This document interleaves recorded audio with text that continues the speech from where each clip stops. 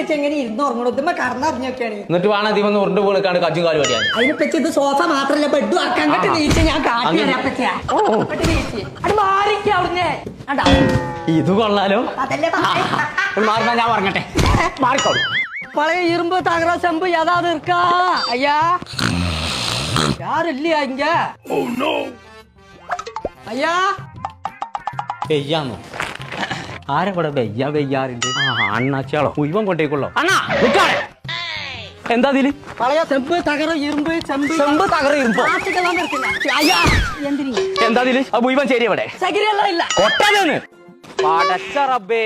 எங்க அப்பாவோடது. ഇതാർക്കാന്ന് എനിക്കറിയാം. அது எங்க சித்தப்பாவோடது. ചിറ്റപ്പാന്റെ ഇത് ദുനിയാവിൽ ആകെ ഒരാക്കേ ഉള്ളൂ. ആ കൊമ്പങ്കാട് കോയക്ക. அது யாரு? അതെന്റെ തന്തേ.